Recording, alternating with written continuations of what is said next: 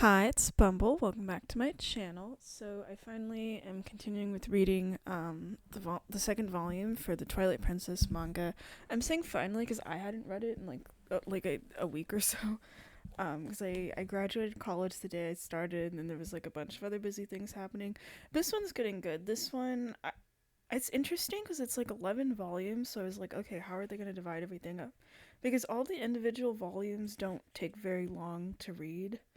I mean, I go at a slower pace just because I'm trying to like look through the artwork and stuff and whatever, but it doesn't really take a super long time. But they do cover like a good amount of stuff in the game, but it also does like entirely skip all the puzzles and things in the dungeons. It just goes straight to like boss fights. So I could see that doing stuff because this one covers because like the last one ends with Link getting transformed into a wolf for the first time and then getting taken into well, I already knew he was gonna get taken to the prison and stuff, but here he like wakes up in the prison, he meets Midna, and then he has to go to Faron Woods, and then it ends with him beating the first boss in the game and having to fight the monkey and stuff, and then I forget the first boss was actually a plant monster. That was kind of interesting. And then it ends with him, when he gets to become human again for the first time. So it covers like a good amount of stuff. Like that takes like a while in game because you have to go through all the tutorial stuff. I mean, the first dungeon's pretty easy, you know, and then you have to get to the boss fight. So it's kind of nice with these. You get to skip all the puzzles. It's like playing the game, but without having to do any of the like super long stuff. It's like speedrunning the game basically. Though it is kind of hard already for me to read these where I'm like as soon as he got the boomerang, I'm like, I remember the boomerang and I'm like, damn, I want to play this again. Like I have the game. It's just I mean, I can't record it on the channel cuz I don't have any like connector thing to my Wii U. I have this I love this game. I have it on both Wii and the HD remake where everything's backwards for me. Um but I don't know. I've like played it before. I think if I go to a Zelda game again, it would probably be Ocarina of Time, which because I've never actually finished it. I restarted it like a billion times, and that's on Switch, so I can record that. But speaking of which, just a small thing, and I'll start talking about this manga. I actually bought the Ocarina of Time manga. I found the whole thing in like one book format for like $20 at a store, and I bought it. And I was reading the inside of it. I hadn't actually started the story, and it mentioned something about the authors like playing the game first in its entirety before reading the manga. And I'm like, you know what? That's probably what I'll do. So I think my game plan is like finish reading and talking about the Twilight Princess manga, and that's when I'll be like giving myself the time to like play Pikmin 2. And then if I have enough time afterwards, I don't know what my schedule will be like, then I could play Ocarina of Time on the channel. That would be like probably my next game after Pikmin 2. Um, Depends on some of my potential summer plans though. And then afterwards, I would read the Ocarina of Time manga, and then I would review that, and then I don't know, but that would be good enough for me for a while. That would last me like the whole summer. Anyway, let's start talking about this one. I like how I'll recognize like cutscenes in the game. I kind of forgot about like what counts as a cutscene of like a thing in the actual game and what is like a how they have like flashback cutscenes and what's like okay a new thing that they're because it shows everything in chronological order. Like this one also starts with a flashback. It actually starts with the Ganondorf execution, which I sort of remembered. I remember him like killing some of the like sages or whoever those guys with like forgot their heads. Their faces are like detached from their heads, and the King of Hyrule is there. I don't remember seeing him in the game, but I knew because of like Wind Waker and some of the other ones already what he looked like. And I like how just the vibe, like they're not afraid to like show some kind of gory stuff in here, and I feel like that really fits with Twilight Princess because it already feels like a mature game, like vibe wise when you're playing it, which again that was such a wild thing for me to have as like my first Zelda game, and then every other game is visually like way more lighthearted and not as realistic looking. Like even Breath of the Wild is more like cartoony looking. But yeah, I forgot that he gets stabbed with the sword.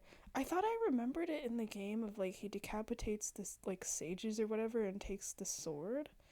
But no, he gets stabbed in the chest with a sword and sent to the Twilight Realm. I don't remember how he ends up finding Xant there though. Like Haven't gotten to that part in the manga yet. But there's this really cool panel, because again, I'm gonna be like gushing over panels, where when he's being sent to the Twilight Realm, it's like a close up of his face. You know how like Link gets sucked in, and there's usually those like dark squares around him or whatever. Like Ganondorf doesn't have that. He has. It literally shows like the skin coming off his face. You see his eyeball and like the teeth and some of his bones. It's pretty gnarly. I thought like, holy shit, is he like dying from being sucked into there? I don't know, but I also just find it interesting, the whole thing of like, okay, evil's not allowed into the land of light or whatever. So like, okay, instead of killing you, we're just gonna send you to the Twilight Realm and stuff, which I get it. That's usually what they do in this game. But I swear, as soon as I saw him where they had the swords against his neck, I literally thought like, okay, they're gonna just decapitate him and then the plot's over. But no, they sent him to the Twilight Realm. I'm a little bummed by that, to be honest. But it's a cool shot. He gets banished there, and there's this one panel I'm confused about where it shows like water and it shows like the building reflected in the water, and I was like kind of confused. I didn't actually recognize the location where they were sending him to the Twilight Realm from the outside, and they zoomed in like showing what it looks like the inside. It's like this coliseum where it has that rock where the mirror, opens the portal, and I was like, oh, okay, I know exactly where that is. I don't remember like physically how you get there in the game, but I remember being there because the ending like literally happens there. And then we get something new in here where we get like a flashback with Zelda where I don't remember in the game or not if she had like clairvoyant um, abilities where she could like see things in the future and whatever.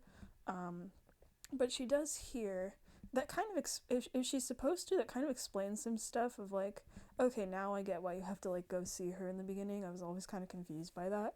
It's also like been a minute since I've played. We have this like kind of new scene where it's like Zelda, but she's like a kid, and she sees this vision of like Ganondorf being sent to the Twilight Realm, and the advisor dude that's with her is like, yeah, don't think about that stuff, whatever. And she's wondering what happened to Ganondorf and about the Twilight Realm, because they said in the first volume like only the royal family knows about it.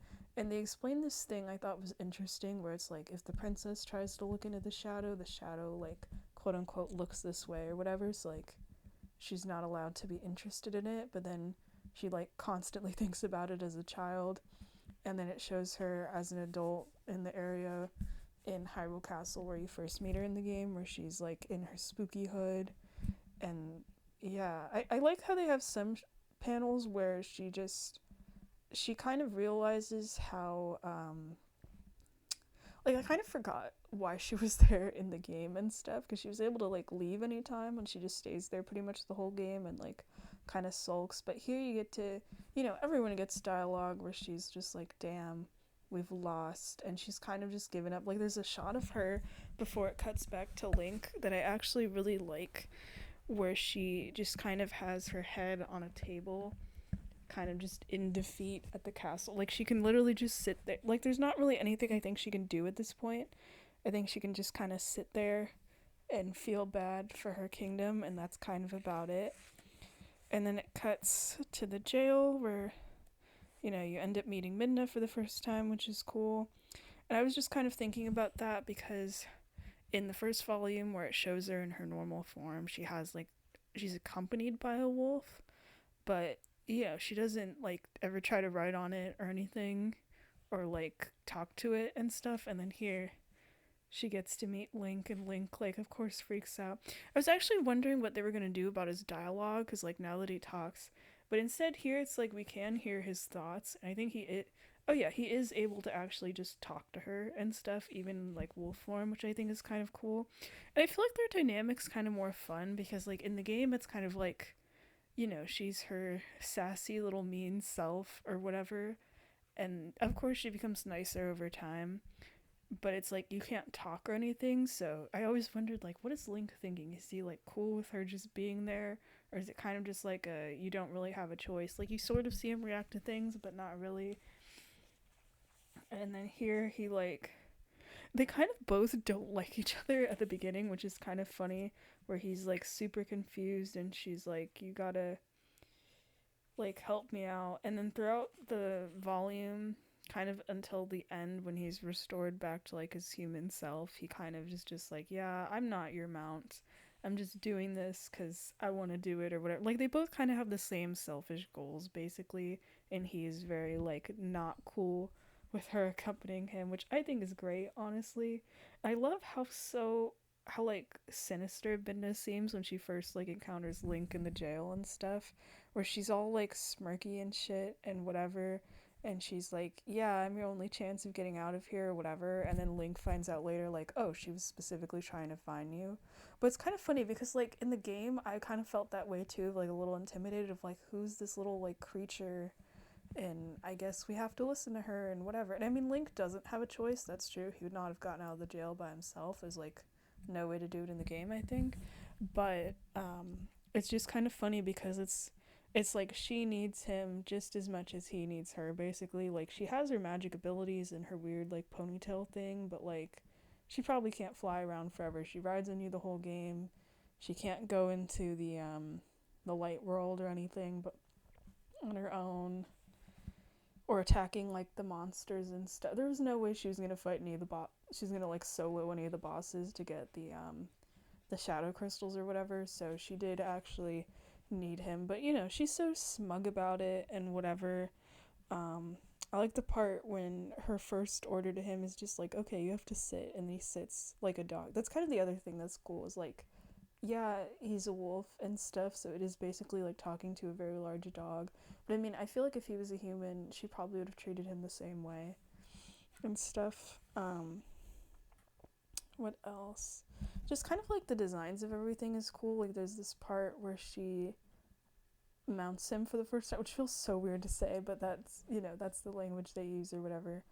And there's like these 3 panels where she just sits on him in different positions, and she's like, oh, this is so comfy, and she has this like really happy smile on her face, which is kind of funny. And she's like, this is gonna be fun, we're gonna be friends. And he's like, get the fuck off me. And then I forgot how her abilities work. Like, I know she has the hand from her ponytail or whatever, but she has, it seems like, electrical power. She literally like squishes him like a chew toy with her hair and like fries him. And it reminds me of like with the first volume where she was saying how strong her magic abilities are. So it's true. She's like the magic one and Link's the physical one, but they kind of both need each other. And I like how, you know, I mean, she's very much a tsundere to Link in like the game too, where she starts off kind of mean and then like softens a bit, where she's like, I'm not doing this to help you or whatever. And she's kind of like that here too.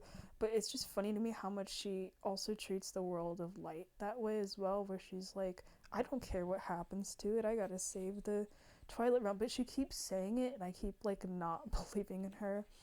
So then they end up going to the castle, which is kind of cool. And it's kind of funny because, like, in the manga, like, Link very much did not want to go there in fear of being recognized. And now it's like he's here anyway. But, you know, he still wouldn't be recognized. So I guess it's a win. And then they go get to talk to Zelda for the first time, which is kind of cool.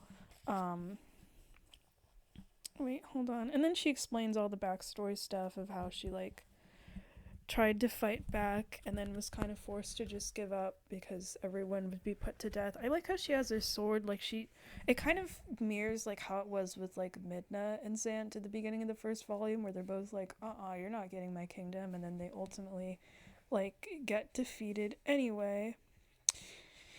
And it's interesting how they explain of like, oh, the people who give up are the ones who get turned into like souls or whatever, and then Link gets turned into a wolf, probably like so he can continue with the plot. But then Zelda doesn't get turned into anything. She's just kind of there in the castle. I guess it shows she like hasn't given up. But then there's parts where she just kind of sinks into despair and stuff, because she is kind of hopeless. Like she hasn't given up, but she's also like, okay, there isn't actually anything I could do, you know? It's kind of interesting. And she recognizes like Link as a wolf or whatever, probably because of the spooky psychic abilities she has or whatever. But I do find it interesting, and I forgot how they knew each other, that Zelda recognizes Midna immediately in this as soon as she sees her, but like I don't know if she's seen Midna in the like imp form before. I don't know, or maybe it's just like, okay, she recognizes what's on the inside or whatever, and I'm like, how do they know each other? I actually don't remember how they know each other. Where Zelda already knows, like, okay, you were looking for somebody, and that's how Link finds out, oh, it was like me or whatever. And then you get to see it's like once I got to the point where Link was fighting the shadow monsters and stuff as a wolf for the first time, and they show this really cool panel where he like literally shreds through them. I thought like, damn, I missed the game. I could like literally picture it in my head of how you fight the enemies, where you do this like kind of rush move where you can target multiple at once, and he attacks them super fast. I like how that's even mentioned in here where he's like, whoa, I'm so fast now. And it's like, that's exactly how it feels in the game. They nailed that. Um, yeah, it's pretty cool. And then they. Link's kind of just like, okay, I want to go help. We get to see a little bit of Elia. I didn't think we'd be seeing her throughout this with that goblin dude that kidnaps her, who is also able to talk. And he's like, why is she so upset about this? Because, everyone still believes Link is dead. I forgot about him, honestly. Like, I knew that, you fight him multiple times on that bridge in the game, and it's kind of an annoying fight. And then you finally get to beat him towards the end and, rescue everybody, but I didn't think he'd be more of, a character here. So then they go to Farron Woods, and there's some monkeys, and he ends up meeting the goat's spirit of light, and they talk for a bit or whatever. And then we get to see Midna in her when the world's still covered in twilight, but she's hiding in Link's shadow, that thing she does in the game sometimes. I really like the way that they drew her for that, because I was wondering how are they gonna do it. And it is pretty much like the game where she's kind of this shadowy mass, but then you see her eye. In the game, it's kind of cool because her eye is the only thing that's in colored, but she's still sort of shaped like herself. And they pretty much nailed it here, where it is her. She does look three-dimensional, except that she's just so dark because she's covered in shadows you can't really make out anything. And I like, because it's a manga, there's some panels that are just really silly. There's this part I thought was kind of funny where Link's trying to ask her okay, how am I supposed to fight, and she sticks her tongue out at him in such a goofy panel, and then she holds out her little ponytail hand, and she'll be like, yeah, that'll cost 100 rubies for lessons. And then she ends up leaving him for a bit. And it's kind of sad when Link ends up finding some of the villagers from his village, but they can't recognize him or anything. But then he gets to meet a cat, which is kind of cool. And I completely forgot it's the same cat from the first volume that he picked up, and he was kind of just staring at it for a while. But he gets to talk to one of the cats, and it's the one time he seems happy talking to anybody, because the cat recognizes him and is explaining how the animals in the forest are in danger. And then at that point, he's like, okay, we gotta go save the animals. And then I was kind of confused where things take place, because he's in the forest and he has a fight with this monkey that has fire abilities. And I definitely remember the monkeys, but I only really, and one of them had a boomerang and stuff, and you have to beat it. But I don't remember fighting the monkey in the forest. I don't remember a boss fight in there. I just remember a lot of enemies, and I got lost a lot of the time. I do remember the shadow bugs though, because he does have to find the bugs. He beats the monkey. Because yeah, the plant monster makes sense as the first boss. I just don't remember where you fight the monkey, but I definitely remember them. They were kind of a little annoying. Wasn't there 2 monkeys that ended up being important or something? Because they weren't in here. But yeah, Link ends up getting just restored. And then there's this part that I thought was whoa, I'm glad they visually showed that, where Link ends up in his outfit, and he looks actually so happy to see Midna. There's a panel where they just kind of stare at each other, and she's in disbelief for some reason. Even though she's seen him, what he looks like before he gets turned into a wolf, so I don't know. And there's these 2 panels where she looks at him for a second, and then she literally catches on fire and describes how the light's burning her, and then she goes into Link's shadow to recover or whatever. And that was cool to see that because I knew like already she couldn't survive in like the world of light and stuff. She has to talk in like shadow. The fact that it's like a physical location she can go to, but also just the panel of seeing her getting burned and being like, okay, yeah, she really can't survive there, you know. And then the monkeys are there, and he ends up getting the boomerang. I don't remember the boomerang being sentient, but I'm like, okay, I guess everything has dialogue, even the weapons, which is the thing Link comments on actually, which is kind of funny. Yeah, as soon as the boomerang popped up, I was like, okay, sweet, I want to play this game again. Maybe I will. I don't know. It's just it's a long game, and it's maybe I was just bad at it as a kid, but I struggled more in those dungeons than in almost any of the other Zelda games. So I'm like, damn. Because, like, when you're reading the manga, you're like, cool, he's going on this adventure, he's fighting stuff, he's getting the abilities. I mean, and the weapons and stuff, but you're like, yeah, he doesn't have to go through any of the dungeon puzzles. Like, it would literally take me like an entire day to get through some of those dungeons. It was a marathon. But that's okay. I mean, reading the manga is just like enough for me. Maybe I'll watch like a playthrough a little bit.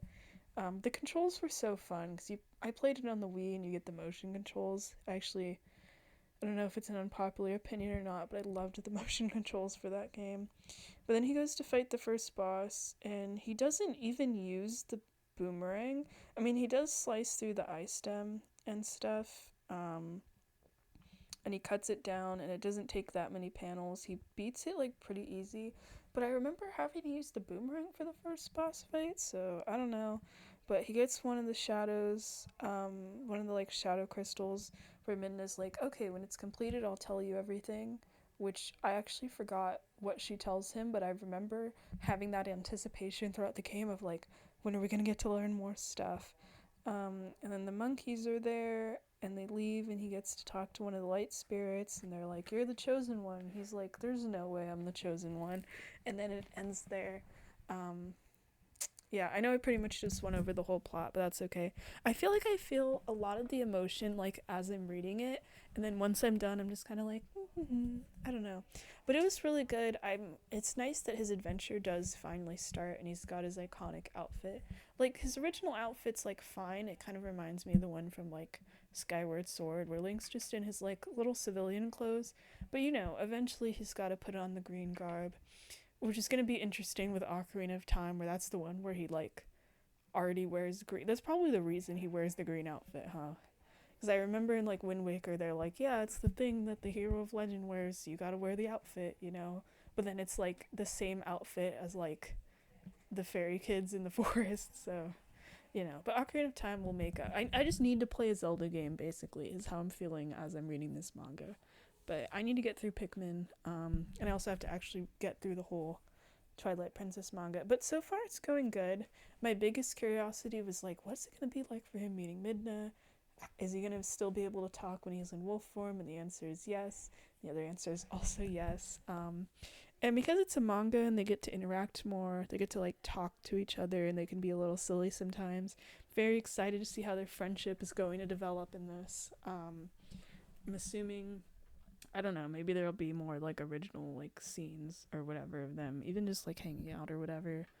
I'm curious if we're gonna see more of Elia. I mean, I like her in this manga more than the game, but it's also like I want to get back to the adventure. I don't really care about her being like sad trying to find Link or whatever.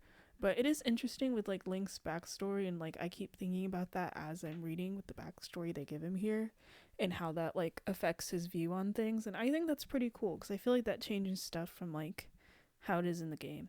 All right, that's pretty much all my thoughts. I thought this was going to be a little shorter. Sorry about that. I don't know when I'll continue. Like, these don't take me very long to read. I just like to read like one a day at least. Like, I don't want to read a whole bunch at once, or else it'll make it excuse me, more difficult to talk about. But yeah, maybe every like couple of days ago I might read one. I feel like, excuse me, after I read these, it's like I kind of just need some time to like digest it and whatever. I don't want to really rush through this series, even though I totally have the time to like. I could probably read the whole series in like a day, but I want to enjoy these, take my time, you know, especially because I got the box set. So It's kind of nice. But yeah, thanks for listening. We'll get to the third one eventually. In the meantime, I guess it's more Pikmin 2 and probably some more like games on itch.io. It's just tricky because I posted too many videos at once in one day, so I have to like kind of I have a long backlog in Google Drive that I have to like make sure to place every once in a while. So I don't know where I'm gonna put this in terms of the schedule. We will see. All right, thanks for listening. Bye bye.